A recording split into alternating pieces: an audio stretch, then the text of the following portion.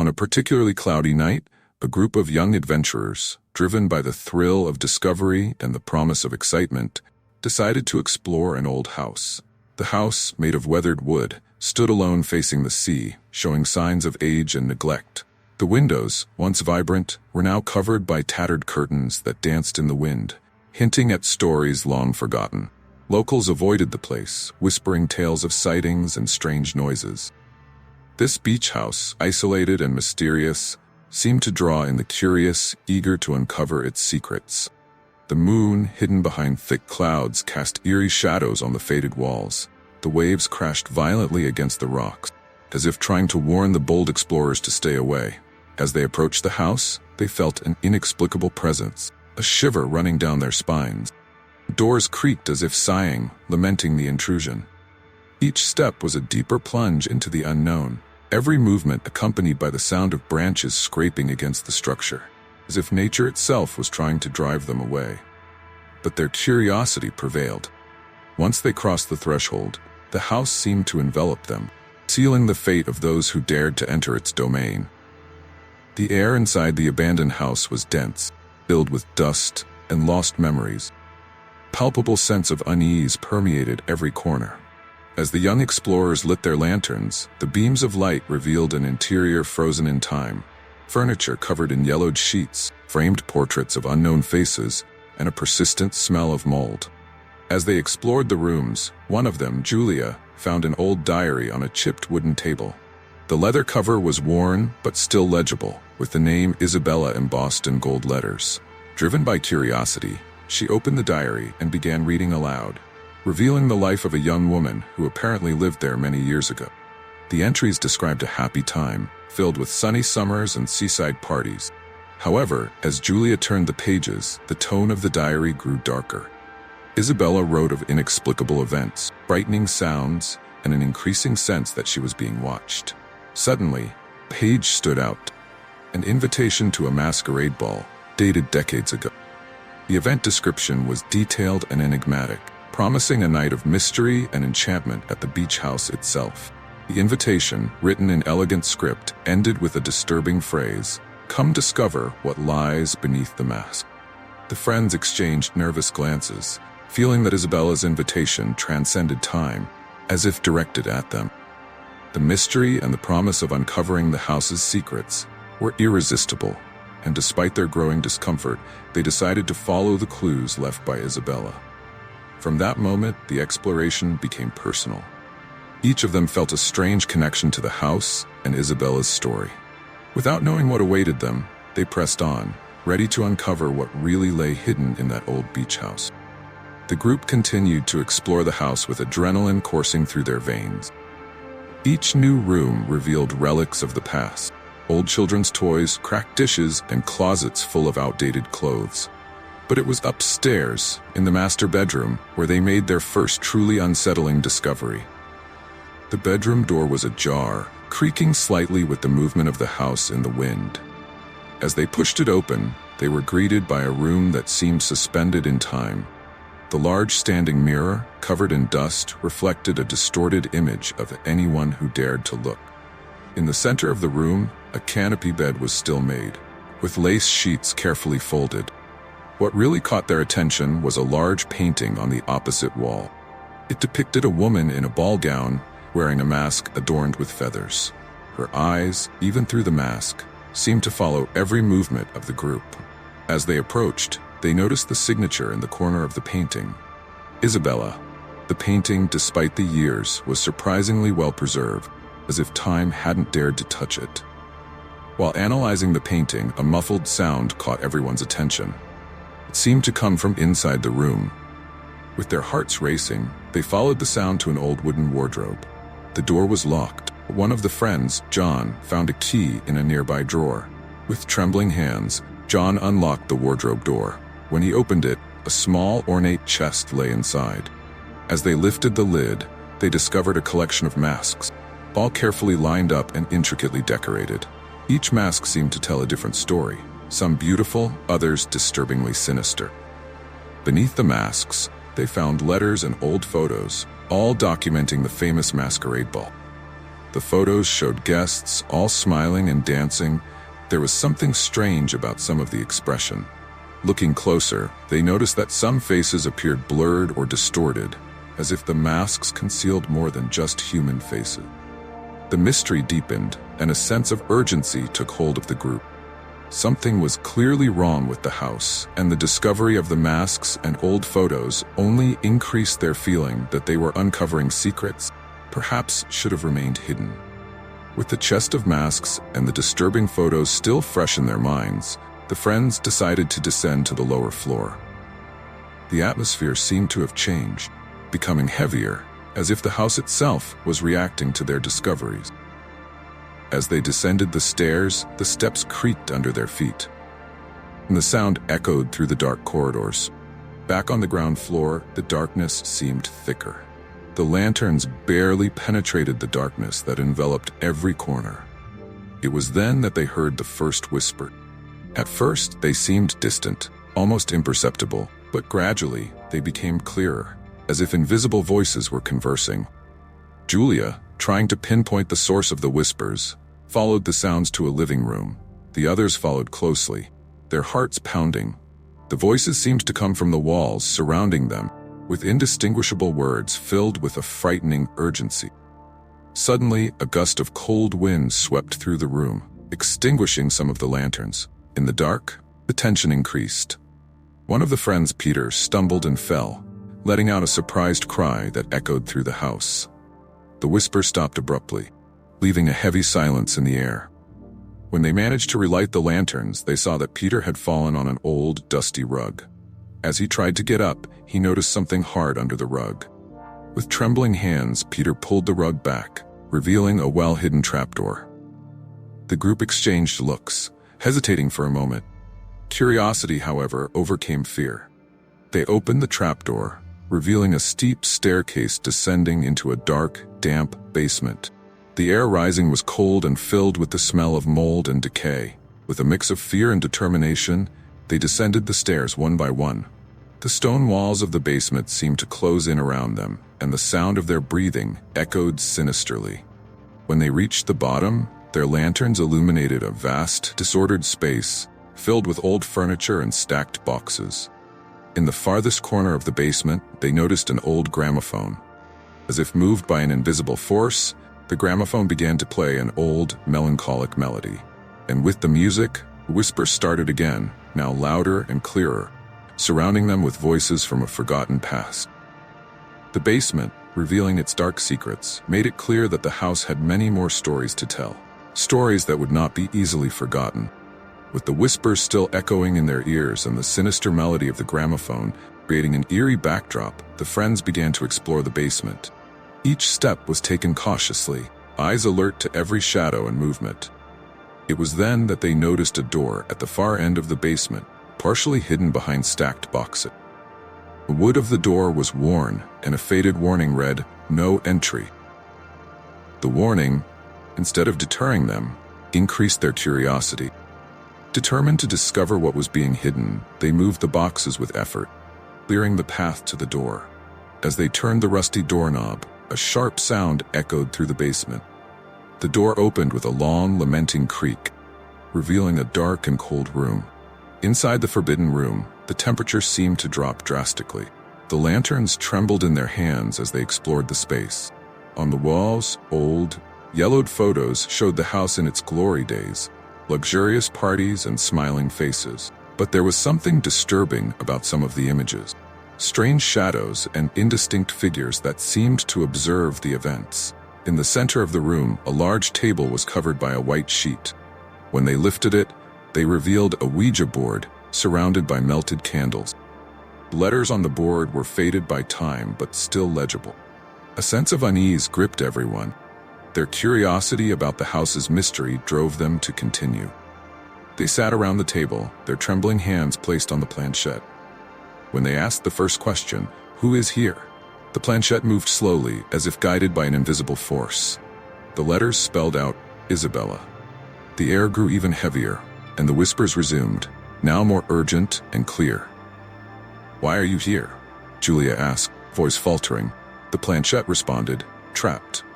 The lantern lights began to flicker, and a cold wind blew through the room, extinguishing some candles. The friends felt a presence around them, an energy that seemed to pulse with the house. Suddenly, the door to the room slammed shut, and the sound of hurried footsteps echoed from the other side. The sensation of being watched became unbearable, and the friends realized they had awakened something ancient and dark. The forbidden room held secrets that should not have been revealed. Isabella's presence felt more real and threatening than ever. With no apparent way out, they were trapped in the house's dark history, the sense of imminent danger growing with each passing moment.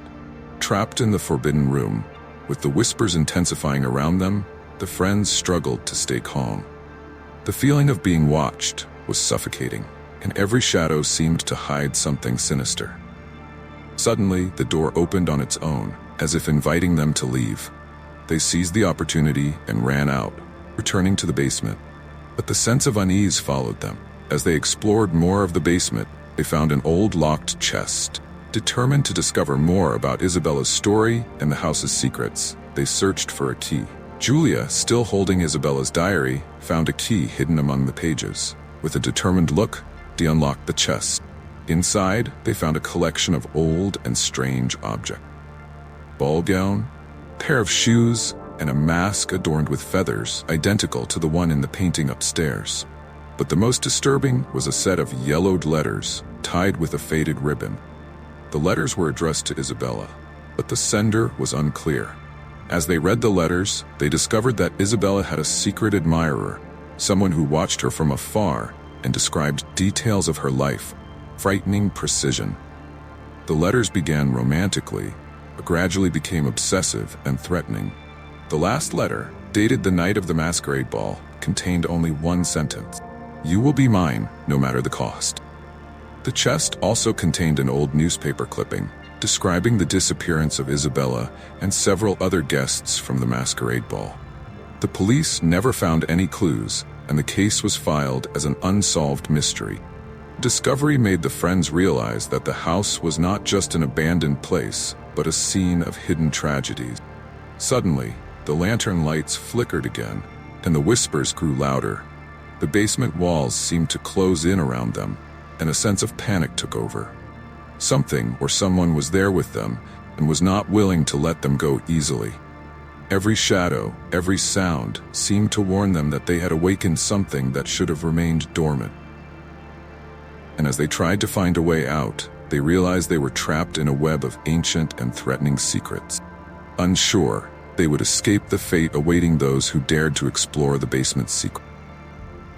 Friends, increasingly terrified by the discoveries and supernatural events, decided they needed to leave the house immediately. However, when they climbed the basement stairs, they found the door leading to the ground floor was locked. The only option was to keep exploring, hoping to find another way out or something that explained the house's sinister aura. When they returned to the living room, something caught Peter's eye. Painting on the wall he was sure hadn't been there before. The painting depicted a scene from the masquerade ball, but now it seemed more detailed, more real. He noticed that the figures in the painting moved slightly, dancing to an inaudible tune. Suddenly, one of the friends, Clara, screamed upon finding a mirror covered by a cloth in the corner of the room. When they removed the cloth, the mirror revealed not only their reflections but also shadowy figures moving in the background, like dancing shadows. These figures appeared to be the ball's guests, trapped between the worlds of the living and the dead. In the mirror, they saw Isabella, wearing her feathered mask, looking directly at them. Her eyes conveyed a mix of sadness and despair, as if trying to communicate something. Julia, unexpectedly brave, asked the mirror, "What do you want from us?" Isabella began to move her lips, but no sound came out. Instead, the house answered for her. The lights flickered violently, and the cold wind returned, bringing the sound of ballroom music and distorted laughter. The walls seemed to tremble, and the feeling of being watched intensified. Looking closer at the mirror, the friends saw a hidden door behind a bookshelf. Moving quickly, they pushed the shelf aside, revealing a concealed passage. With no other option, they entered the passage, which led to a narrow, dark corridor. The walls were covered with strange inscriptions and symbols they couldn't decipher. At the end of the corridor, they found a small room lit by candles. In the center of the room, an improvised altar was covered with Isabella's personal items. A photo of her without the mask, a different diary than the one they found earlier, and a small jewelry box. Candles seemed to light themselves, casting dancing shadows on the walls. As she opened the diary, Julia read aloud Isabella's last entry. She described the night of the ball, how she had been enchanted by a mysterious man who promised to free her from an ancient curse. However, instead of freeing her, trapped her in a limbo between life and death, condemning her to relive that night forever. The friends realized that the presence they felt was Isabella's tormented soul, trapped between worlds, desperately seeking help to find release. With this revelation, they understood that their only chance of escape was to help Isabella find peace and end the curse haunting the house. The tension reached its peak, and they knew the moment of truth was approaching. What they did next could mean their salvation or their eternal doom. With the revelation of Isabella's tragic story, friends knew they were racing against time. Determined to help her and escape the cursed house, they began searching for any clues that might break the curse. The candles around the altar flickered violently, as if the house itself was reacting to their presence. Suddenly, a hidden door behind the altar opened with a sinister creak. The passage revealed a staircase descending even deeper into the darkness. With no other choice, they began to descend, feeling the air grow colder and more oppressive with each step. Every step seemed to lead to an endless abyss, and the now clearer whispers guided their steps. When they reached the bottom of the stairs, they found a large underground chamber. In the center, a circle of black candles illuminated a complex symbol drawn on the floor. In the center of the symbol stood a hooded figure, its eyes glowing with a supernatural light. The figure raised its head, revealing the distorted and terrifying face of the man who had cursed Isabella. Without saying a word, he pointed to the center of the circle. The friends, gripped by fear and determination to free Isabella, cautiously approached. When they stepped inside the circle, they felt a powerful force hold them in place. The hooded figure began to chant words in a forgotten language, and the ground trembled beneath their feet. Suddenly, Isabella appeared in the center of the circle, her expression a mix of relief and terror. She reached out to Julia, who, with a lump in her throat, held her hand tightly. Isabella whispered something inaudible, and an intense light emanated from the circle, blinding everyone for a moment. When the light dissipated, the chamber was empty. The friends, still dazed, realized that Isabella and the hooded figure had disappeared. The symbol on the floor was burnt, and the black candles had extinguished. They felt a strange sense of peace, but also sadness, as if they had participated in an ancient and dark ritual. They tried to find a way out, following a tunnel that led them back to the house's basement. The oppressive feeling had vanished, and the house was now silent. As they emerged from the basement, they noticed the front door was open, allowing the moonlight to stream in.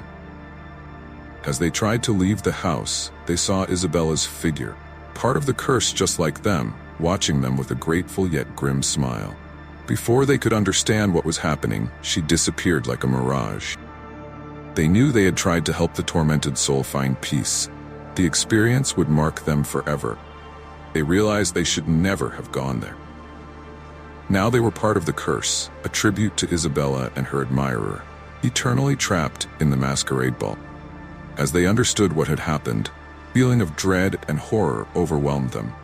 They had faced unimaginable horrors and become ensnared in the curse, their own curious minds, knowing they would never forget the night they entered the cursed beach house.